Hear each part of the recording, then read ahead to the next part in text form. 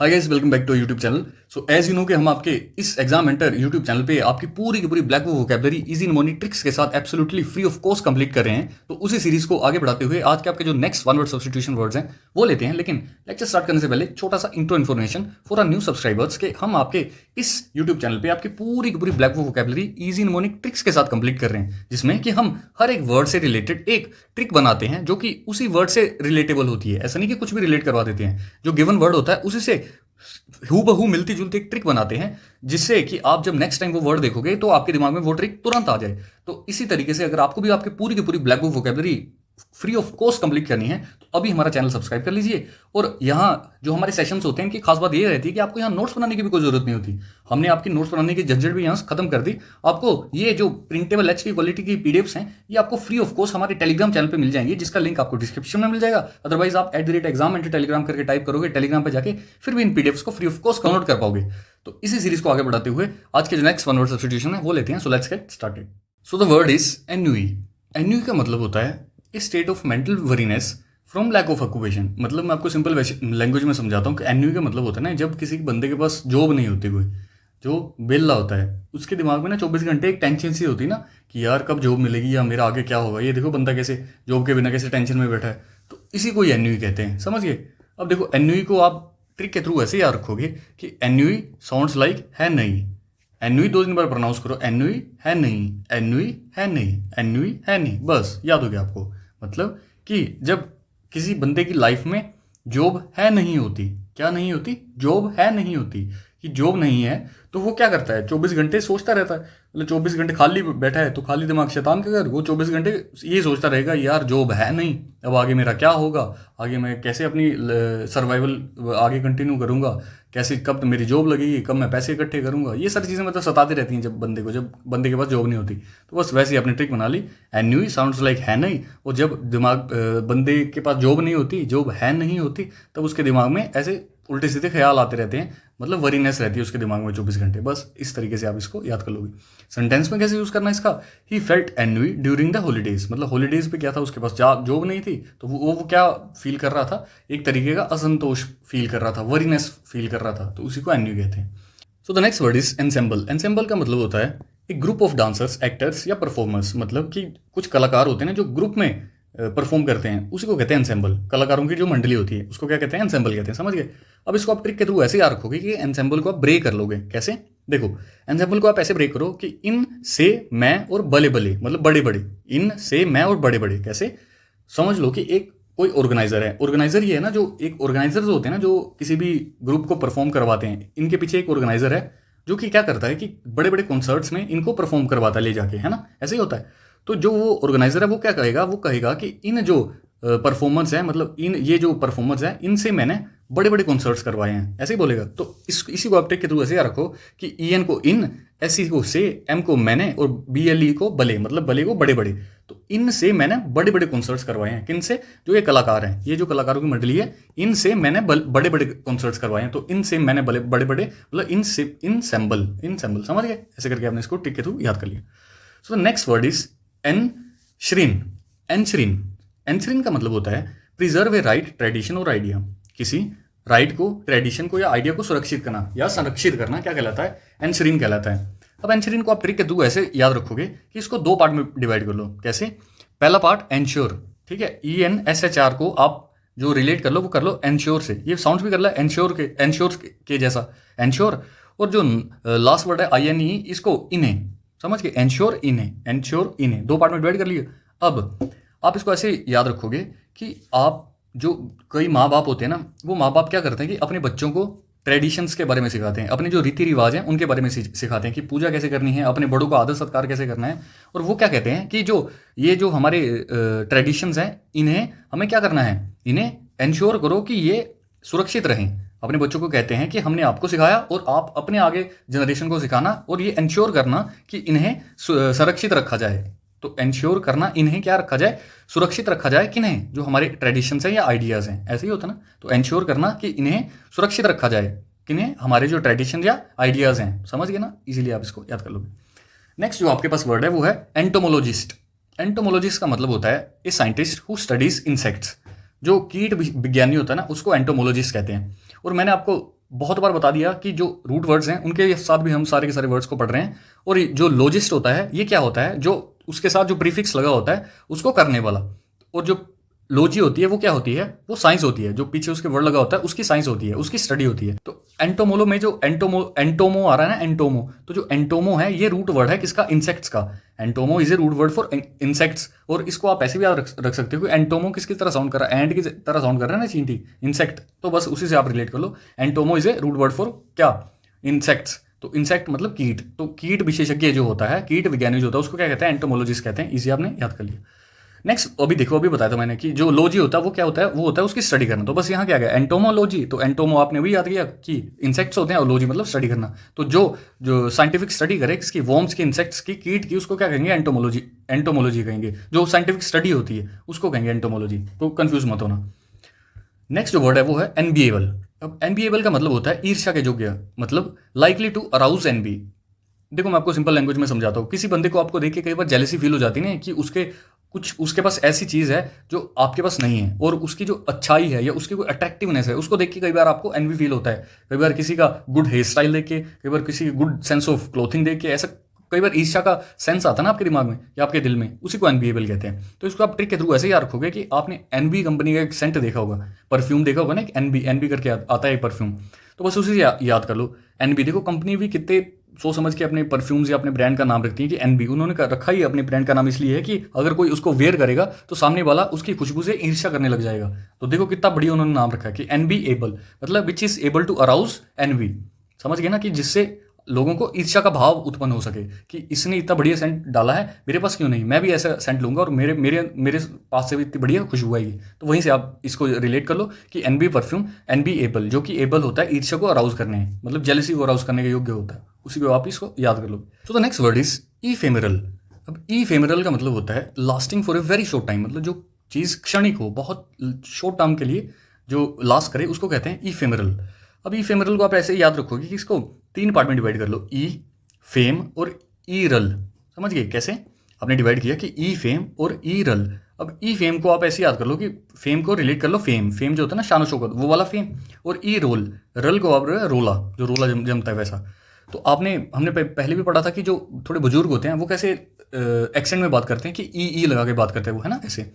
तो जो बुजुर्ग लोग होते हैं वो कैसे सलाहें देते हैं कि बहुत ऐसी ना जेन्युइन से सलाहें देते हैं। तो वो ना अपने बच्चों को ऐसे सलाह देते हैं कि ई जो फेम होता है ना, ई फेम, ई रोला, ई रुतबा, ये बहुत क्षणिक होता है अगर आप इसको ढंग से ना संभाल के रखो तो, है ना। ऐसे कहते हैं ना हमारे बड़े बुजुर्ग कि ई फेम, ई रोला, ई रुतबा, ये जितनी भी चीज़ें हैं ये क्षणिक हैं, कभी भी जा सकती हैं, ये बहुत शॉर्ट टाइम के लिए आती हैं अगर आप इनको ढंग से ना इस्तेमाल करो तो, इनको ढंग से ना इनको यूज़ करो तो इनको अपने सर पे नहीं चढ़ाना है। तो बस वहीं से आपने याद कर लेना, ई फेम, ई रोला, ये सब क्या है, बहुत शॉर्ट टर्म के लिए आपके पास आते हैं, अगर आप इसको ढंग से ना संभाल के रखो तो चले भी जाते हैं। तो बस वहीं से आपने याद कर लिया ई फेम और ई रोला कैसे हैं, क्षणिक हैं। तो ऐसे इजीली इसको आपने याद कर लिया। Next word is epic. Epic तो बहुत ईजी सा वर्ड है। एपिक का मतलब होता है कि महाकाव्य, जो लॉन्ग पोइम होती है based on a noble theme. मतलब एपिक आप ऐसे याद रख लो कि एपिक जो बड़ी बड़ी मूवीज होती ना उसको आप कहते हैं कि एपिक मूवी थी वो। जैसे बाहुबली थी, बाहुबली क्या थी, एक एपिक मूवी थी ना, वो महाकाव्य था। तो बस वही से आपने याद कर लिया कि एपिक मतलब जो बहुत बढ़िया नोबल हो या लॉन्ग पोएम हो या महाकाव्य हो जो किसी थीम पे बेस हो, तो उसको एपिक कहते हैं। तो बाहुबली से आपने इसको याद कर लें, इजी वर्ड है, याद हो जाएगा। Next word is Epicurean. Epicurean का मतलब होता है जो ना प्लेजर और इंजॉय करो, अपने आप को प्लेजर और इंजॉय में ही रखें, मतलब अपने आप को वो डेवोट ही कर दे किसी से, जो प्लेजर हो या इंजॉयमेंट हो उसी से, तो उसको कहते हैं एपिक्यूरियन। तो इसको आप एपिक्यूरियन को कैसे ट्रिक के थ्रू याद करोगे कि आप इसको ना 2 पार्ट में डिवाइड कर लो, एपिक और क्यूरियन को करें। देखो एपिक आपने भी पढ़ा, एपिक मतलब जो बाहुबली थी वो क्या थी, एपिक मूवी थी। तो एपिक और क्यूरियन को आपने कैसे रिलेट कर लिया कि करें, है ना, एपिक और करें। तो देखो जो बंदा, ट्रिक के थ्रू ऐसे याद कर लो कि जो बंदा ना अपने आप को कि एपिक मूवीज दिखाए, बाहुबली टाइप एपिक मूवीज दिखाए और काम वूम कुछ ना करे, सिर्फ मूवी देखे, मौज काटे, मतलब प्लेजर ही ले जिंदगी में, इंजॉय करे, मूवी देखे, घूमे फिरे, ऐश करे बस, और वो कोई काम ना करे, उसको क्या कहेंगे, एपिक्यूरियन कहेंगे। कि एपिक मूवी देखे और मौज मस्ती करे लेकिन करे कुछ ना, करे ना कुछ भी, बस एपिक्यूरियन है वो। इजीली आपने इसको याद कर लिया। So the next word is epidemic. अब एपिडेमिक क्या होता है, एपिडेमिक होती है एक wide spread outbreak of a disease which affects large population at the same time, महामारी। अब देखो आप में से बहुत सारे लोग ऐसे होंगे जो एपिडेमिक और पेंडेमिक दोनों में कंफ्यूज रहते होंगे। क्योंकि कोविड में आपने ये दोनों वर्ड्स बहुत सुने हैं, पेंडेमिक, एपिडेमिक। अब इन दोनों में डिफरेंस क्या होता है और ये दोनों याद कैसे रखना है, दोनों मैं आपको बताता हूँ। देखो, पहले तो आपको बताता हूँ मैं कि पेंडेमिक क्या होता है। देखो, पेंडेमिक में क्या आ रहा है, पैन, पैन आ रहा है ना, पैन, और पैन का मतलब होता है word. Pan is a root word for word. आजकल आपने पैन इंडिया मूवीज देखी होंगी जिसमें ये वर्ड यूज होता है कि पैन इंडिया मूवी। जैसे बाहुबली की क्या थी, पैन इंडिया मूवी थी, कि वो ना तो नॉर्थ की थी, ना साउथ की थी, ना ईस्ट की थी, ना वेस्ट की। वो पैन इंडिया मतलब सब कुछ कवर करे, जो जो सारा कुछ कवर करे, मतलब सारा इंडिया कवर किया ना उसने, सारी लैंग्वेजेस में थी वो मूवी। तो उसी को पैन कहते हैं, मतलब जो सब कुछ कवर करे, वर्ल्ड। ठीक है, समझ गए, तो पैन आपको याद हो गया। और ये जो डेमिक, डेमिक है, ये तो आपको पता ही है कि जो कॉन्टेजियस डिजीज हैं जो फैलते हैं तेजी से, तो उसी को कहते हैं। ये डेमिक वर्ड जिनके साथ आ जाता है वो क्या होता है, डिजीज रिलेटेड होते हैं, समझ गए। तो अब देखो, पेंडेमिक क्या होता है। पेंडेमिक कोई ऐसी बीमारी होती है ना जो कि आउटब्रेक हो जाए बहुत लार्जली, मतलब पूरे देशों देश दुनिया भर के देशों में जो फैल जाए। जैसे कोविड था, कोविड क्या था कि पेंडेमिक था जो कि बहुत देशों में फैल गया था।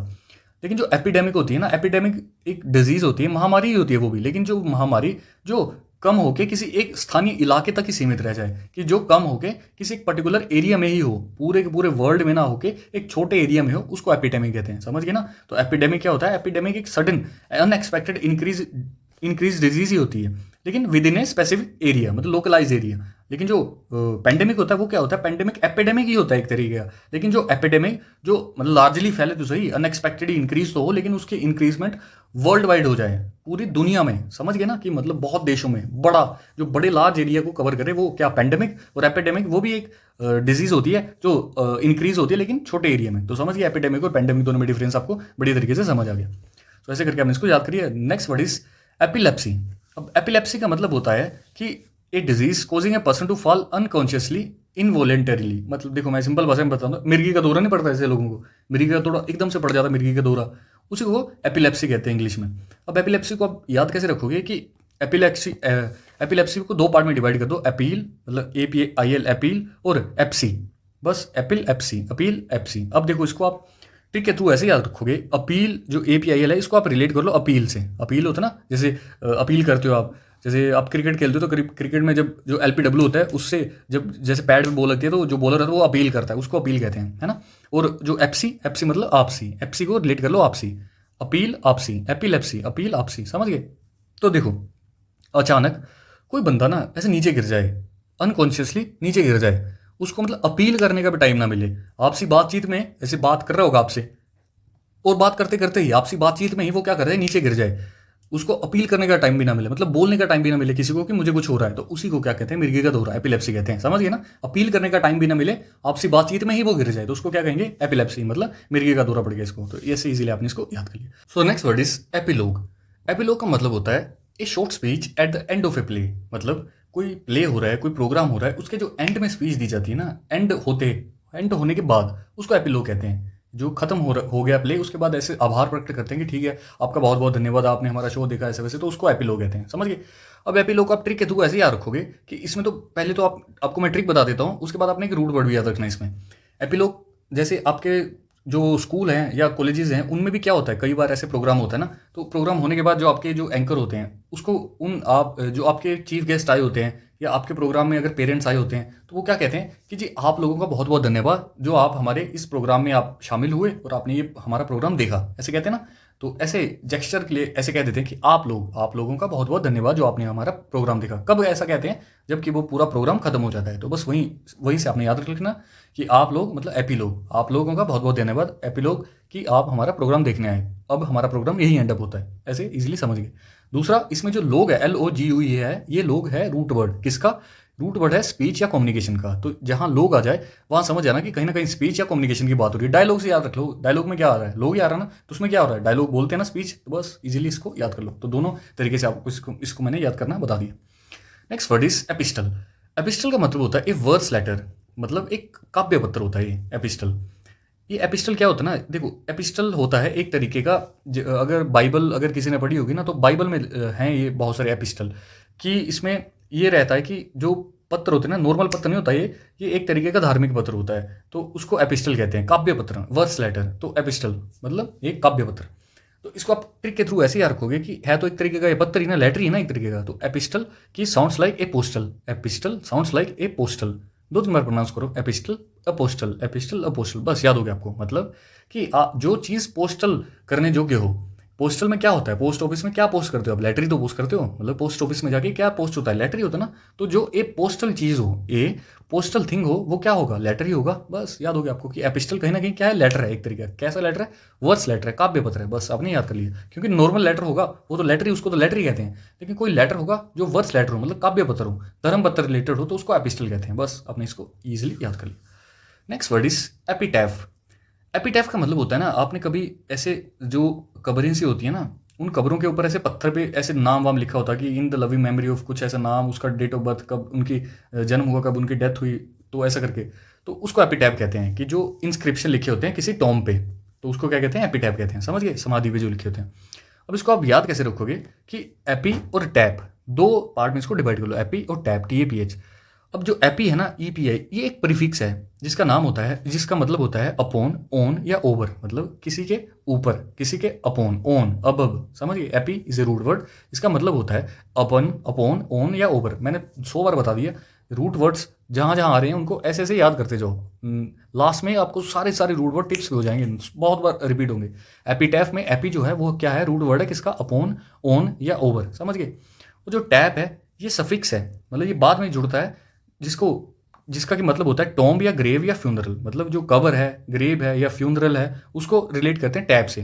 तो टैब का मतलब हो गया, taph is a root word for tomb या ग्रेव। और जो एपी है इसका मतलब है ओवर, अपॉन या ओन, मतलब किसी टैब के ऊपर। टैब का मतलब क्या, टॉम्ब, टॉम्ब के ऊपर क्या मतलब अपॉन। तो बस समझ गए कि किसी टॉम्ब के ऊपर जो लिखा जाता है इंस्क्रिप्शन, उसको क्या कहते हैं, एपीटैब कहते हैं। बस इजीली आपने याद कर लिया। So the next word is epitome. Epitome का मतलब होता है कि एक पर्सन या थिंग जो कि एकदम परफेक्ट एग्जाम्पल हो किसी पर्टिकुलर क्वालिटी या टाइप का। मतलब कि अगर कोई चीज़ एकदम परफेक्ट, एकदम नोबल का तरीके का एग्जाम्पल हो किसी चीज़ का, तो उसको कहते हैं एपिटोम, एकदम आदर्श उदाहरण। समझ गए। तो इसको एपिटोम को आप याद कैसे रखोगे, अभी आपको मैंने बताया था कि एपी का मतलब क्या होता है, टॉप, अबव, ओवर, है ना। तो देखो, रूट वर्ड के यही फायदे होते हैं, इसीलिए मैं आपको साथ ही साथ रूट वर्ड भी पढ़ा रहा हूँ कि एक रूट वर्ड पढ़ो, मल्टीपल उसके वर्ड या ऑटोमेटिकली आपको याद हो जाएंगे। एपी मतलब ओन, मतलब अबब, अबब मतलब सबसे ऊपर, है ना, सबसे ऊपर। टॉम, अब टॉम TOME को आप रिलेट कर लो तुम से, कैसे, एपी टॉम, एपी तुम, एपी तुम मतलब एपी तुम एपी हो एकदम, तुम क्या हो, एपी, सर्वश्रेष्ठ हो, सबसे ऊपर हो। तो तुम किसी, फॉर एग्जाम्पल क्लास में सबसे ऊपर हो, तो तुम क्या बन जाओगे, एपीटॉम बन जाओगे, कि एपीटॉम हो तुम क्या हो, एपी हो, सबसे ऊपर हो, अब हो अपनी क्लास में, सबसे सर्वश्रेष्ठ हो। तो बस वही से बन गया एपीटॉम, मतलब कि अपनी क्लास में एकदम आदर्श उदाहरण होना, सर्वश्रेष्ठ परफेक्ट उदाहरण होना सबके लिए, क्योंकि आप क्लास में सबसे अच्छा परफॉर्म कर रहे हो। तो ऐसे करके आपने इसको याद कर लिया। Next word is equator. अब ये तो बहुत इजी वर्ड है, इक्वेटर तो आपने ज्योग्राफी में कितने वर्ड पढ़ा होगा। जो इक्वेटर क्या होता है, ये देखो, जो भूमध्य रेखा होती है, मतलब एक इमेजिनरी लाइन होती है अर्थ पे, जो कि अर्थ को नॉर्दर्न और सदर्न हेमिस्फीयर में, दो हेमिस्फीयर में, हेमिस्फीयर का मतलब होता है कि अर्ध गोलार्ध, अर्ध गोलार्ध में बांटती है, एक नॉर्दर्न हेमिस्फीयर मतलब ऊपर वाला, और एक सदर्न हेमिस्फीयर नीचे वाला, तो उसको इक्वेटर कहते हैं। ये देखो इक्वेटर लाइन, ऐसे क्वेश्चन भी आता है कि इक्वेटर किन किन राज्यों से होकर गुजरती है, ऐसे करके, है ना।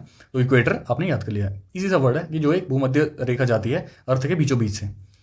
Next word is equilibrium. Equilibrium का मतलब होता है एकदम स्टेट ऑफ परफेक्ट बैलेंस, संतुलन। वैसे तो आपने फिजिक्स में बहुत बार पढ़ा होगा, लेकिन फिर भी बता देता हूँ। इक्विलिब्रियम का मतलब होता है एकदम परफेक्ट बैलेंस स्टेट। ये देखो तराजू एकदम इक्विलिब्रियम में है, जितना यहाँ उतना ही यहाँ, उसको इक्विलिब्रियम कहते हैं। अब इसको आप ट्रिक के थ्रू ऐसे याद रखो, इक्विलिब्रियम में क्या आ रहा है, इक्वल, इक्वल, और लिब्रियम मतलब बैलेंस, लिब्रियम का मतलब बैलेंस होता है। तो इक्वल बैलेंस हो, जो एकदम बैलेंस सिचुएशन में अगर कोई चीज़ हो, एकदम इक्वल बैलेंस में हो, उसको इक्विलिब्रियम कहते हैं। समझिए, इक्वल बैलेंस, इक्विलिब्रियम, इजीली याद हो। Next word is equinox. Equinox का मतलब होता है, इक्विनोक्स में भी जो इक्वी आ रहा है, इक्वी का मतलब क्या होता है, इक्वल, और नोक्स का मतलब होता है राइट, नाइट। मतलब इक्विनोक्स का मतलब होता है कि जब दिन और रात ना समान होते हैं, एक ऐसा स्टेट जिसमें जितना टाइम का दिन होगा उतनी ही टाइम का रात होगा, उसको इक्विनोक्स कहते हैं। अब इसको आप याद कैसे रखोगे, इक्वी का मतलब आपको समझ आएगा, इक्वी क्या है, equal, equi, equal, equi, equi ऐसे कहते हैं ना, इक्वी, इक्वी मतलब इक्वल। नोक्स क्या है ना, नोक्स एक एक एक देखो, रोमन में गॉडेस भी है नोक्स, अगर आपने रोमन माइथोलॉजी पढ़ी है तो, कि अगर नहीं भी पढ़ी तो मैं बता देता हूँ। नोक्स क्या है, एक गॉडेस ऑफ नाइट है, रोमन में नोक्स कहते हैं उसको। अगर नहीं भी आपने पढ़ी है तो ये रूट वर्ड है सीधा नाइट का, मतलब नोक्स जो है वो राइट, नाइट का रूट वर्ड है। जो नाइट है उसको डिनोट ही नोक्स से करते हैं। तो इक्वी मतलब इक्वल, नोक्स मतलब नाइट। तो जब नाइट जो है वो इक्वल हो जाए किससे, दिन से, समझ गए, जब नाइट क्या हो जाए, इक्वल हो जाए दिन से, तो उसको क्या कहेंगे, इक्विनोक्स कहेंगे। तो ऐसे इजीली आपने याद कर लिया कि जब जो रात और दिन हो दोनों बराबर हो जाते हैं तो वो इक्विनॉक्स कंडीशन बन जाती है, तो इजीली याद हो गया। Next word is eradicable. Eradicable का मतलब होता है जो which can be rooted out, मतलब जो एकदम खत्म की जा सके, इरेडिकेट की जा सके, उसको इरेडिकेबल कहेंगे। इजी सा वर्ड है, मतलब इरेडिकेट का मतलब क्या होता है, खत्म कर देना। तो जो इरेडिकेबल हो मतलब इरेडिकेटेबल हो, इरेडिकेट किया जा सके किसी चीज़ को, तो उसको क्या कहेंगे, इरेडिकेबल कहेंगे। तो ऐसे इजीली आपने याद कर लिया कि इरेडिकेबल मतलब इरेडिकेट एबल हो, कोई चीज़ इरेडिकेट किया जा सके, जिसको पूरी तरह खत्म किया जा सके, पूरी तरह मिटाया जा सके, उसे इरेडिकेबल कहेंगे। इजी वर्ड है, याद हो गया। Next erase. इरेज तो और भी इजी है। इरेज मतलब क्या, मिटाना, बस इजी वर्ड है, जैसे इरेज कर दिया, मिटा दिया। तो नेक्स्ट वर्ड इज इर्गोमेनिया। इर्गोमेनिया का मतलब होता है काम करने की अत्यधिक इच्छा। अब मैनिया आपको मैंने बहुत बार बढ़ा दिया। मैनिया क्या है, रूट वर्ड है पागलपन का, किसी चीज़ का आपको एक्सेसिव डिजायर हो उसको मैनिया कहते हैं ना। तो यहाँ क्या है, इर्गोमेनिया मतलब किसी चीज़ का पोजेसिवनेस की बात तो हो रही है, एक्सेसिवनेस की बात तो हो रही है कि आपको किसी चीज़ की बहुत ज़्यादा तीव्र इच्छा होती है, तो उसको क्या कहते हैं, मैनिया। ये तो समझ गए। Ergo is a root word for work. अब जैसे आपने मैनिया याद किया, वैसे ही आप रूट वर्ड क्या याद करोगे, इर्गो। अब मैनिया आपको याद हो गया, देखो कितनी बार मैनिया आया, तो आपको अभी तक याद ही हो गया होगा। वैसे ही ये सारे के सारे रूट वर्ड फाइनली आपको याद हो जाएंगे, चिंता मत करो। Ergo, ergo is a root word for work, कि किसी को वर्क करना है तो वो इसको क्या क्या कहेंगे, इर्गो, समझ गए। इर्गो मैनिया मतलब काम करने का, मैनिया मतलब काम करने का पागलपन, काम करने का एक्सेसिव डिजायर, बस याद हो गया कि किसी को काम करने की अत्यधिक इच्छा हो तो उसको क्या कहेंगे, इर्गोमेनिया कहेंगे। इजी, याद हो गया। अब इर्गोफाइल, अब देखो कितना आसान हो गया। इर्गो अभी बताया, इर्गो क्या है, रूट वर्ड फॉर वर्क, मतलब ये फायदा होता है रूट वर्ड्स का। इसलिए जिस तरीके से मैं पढ़ा रहा हूँ बस चुपचाप पढ़ते रहिए, आपकी सारी वोकैबुलरी मैं टिप्स पे करवा दूंगा। इर्गो मतलब क्या हो गया, वर्क, और phil is a root word for love. आगे वर्ड आएगा फाइल बहुत बार, अब बस याद करते जाओ। फाइल क्या है, phil is a root word for love. देखना ये भी बहुत जल्दी आपको याद हो जाएगा। Phil is a root word for love, तो इर्गो काम, और फाइल मतलब लव, मतलब काम करने से का प्रेम, लवर ऑफ वर्क, बस इजीली याद हो जाएगा। बस ऐसे आपको इजीली याद हो गया। So the next word is erratum. Erratum का मतलब होता है a mistake in a book, मतलब किसी किताब में त्रुटि हो, एरर हो, उसको कहते हैं एरेटुम। देखो एरेटुम को आप इजीली याद कर सकते हो कैसे, इसको दो पार्ट में डिवाइड कर लो, एरर और तुम। एरेटुम, एरर और तुम, एरेटुम, एरर और तुम। देखो आप कई बार कुछ किताबें सोल्व करते हो, फॉर एग्जांपल आपने मैथ की कोई किताब सोल्व करी, उसमें क्या होता है कि कई बार मैथ्स में ऐसे होता है कि आपके पास चार ऑप्शन है, आपने सोल्व किया क्वेश्चन, आपका आंसर आ रहा है ए, लेकिन उसकी आंसर बुक में ऑप्शन डी सही दे रखा है, लेकिन आपका आंसर ए है और ए ही सही है, लेकिन आंसर में डी दे रखा है, तो उसमें क्या है, एरर है। तो कई बार किसी किताब में एरर होता है, और अगर तुम उसे सोल्व करने बैठ जाओ तो क्या होगा कि गलतियां हो जाएंगी। तो इसीलिए क्या होता है कि एरर और तुम, तो अगर आप किसी किताब को सोल्व करने बैठे हो और उसमें बहुत सारे एरर हैं, तो अगर मुझे पता है कि इस किताब में एरर है, तो मैं आपको क्या बोलूंगा कि अरे तुम इस किताब को ध्यान से सोल्व करना, क्योंकि इसमें एरर बहुत हैं, मतलब एरर बहुत हैं, एरर बहुत हैं इस किताब में, एरर बहुत है, तो तुम इसे ध्यान से सोल्व करना। एरर बहुत है इस किताब में, तुम इसे ध्यान से सोल्व करना, बस समझ गए कि एरर है, तुम इसे ध्यान से सोल्व करना। क्या है एरर इस किताब में, तो इसको ध्यान से सोल्व करना। ऐसे इसीलिए आपने इसको याद कर लिया। नेक्स्ट जो वर्ड है वो है एरोडिशन। एरोडिशन का मतलब होता है ए प्रोफाउंड स्कॉलर या नॉलेज या गहन विद्वता किसी चीज़ का, वो कहलाता है एरोडिशन, है ना, कि किसी चीज़ के बारे में किसी को बहुत ज़्यादा गहन नॉलेज है, स्कॉलर है कोई किसी चीज़ का, तो उसको एरोडिशन कहेंगे। अब इसको आप याद कैसे रखोगे, इसको दो पार्ट में डिवाइड कर लो, अरे और डिशन। डिशन को ऑडिशन से, अरे और ऑडिशन, अरे डिशन, एरोडिशन मतलब अरे ऑडिशन, बस याद हो गया आपको कैसे, कि देखो आप किसी चीज़ का, फॉर एग्जांपल आप किसी सिंगिंग रियलिटी शो में पार्टिसिपेट करने जाते हो, तो वहाँ पहले क्या होते हैं, ऑडिशंस होते हैं। और अगर आप ऑडिशन देने जाते हो तो वहाँ जो ऑडिशन लेने बैठे होते हैं जजेस, वो क्या होते हैं, बहुत स्कॉलर होते हैं उस चीज़ के, मतलब सिंगिंग के वो बहुत स्कॉलर होते हैं, उनको बहुत नॉलेज होती है सिंगिंग के बारे में, तभी वो जजेस बैठे हैं वहाँ।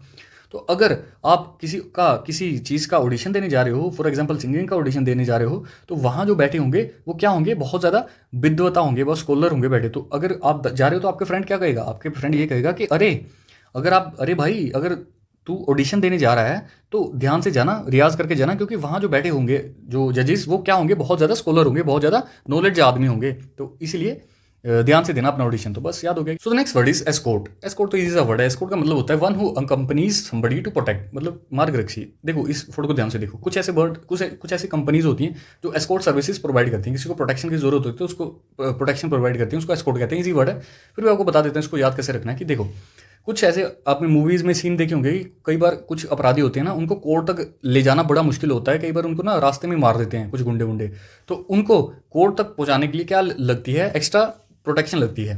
तो उसी से याद कर लो कि इस आदमी को कोर्ट तक पहुंचाना बहुत ज़रूरी है, इसलिए इसको एक्स्ट्रा प्रोटेक्शन लेके कोर्ट तक पहुंचाओ। इसको कोर्ट तक पहुंचाना बहुत ज़रूरी है और इसको एक्स्ट्रा प्रोटेक्शन लगे कि कहीं इसको रास्ते में गुंडे मार वार ना दे, इसलिए इसको क्या करो, प्रोटेक्शन के साथ वहां ले जाओ, कोर्ट में प्रोटेक्ट करके ले जाओ, तो उसी को क्या कहेंगे, एस्कॉर्ट। सो ऐसे आपने आपके पूरे 600 वर्ड्स कंप्लीट कर लिया। आई होप आपको सारे वर्ड्स इजीली याद हो गए होंगे। अगर किसी वर्ड में दिक्कत आती है एज यूजुअल आप हमारे टेलीग्राम चैनल पे आके अपना डाउट क्लैरिफाई कर सकते हो। अदरवाइज आप यहाँ भी कमेंट सेक्शन में बता सकते हो। बाकी ऐसे ही पढ़ते रहिए, ऐसे रिवीजन करते रहिए। जल्दी मिलते हैं नेक्स्ट सेशन में, तब तक के लिए do take care of yourself and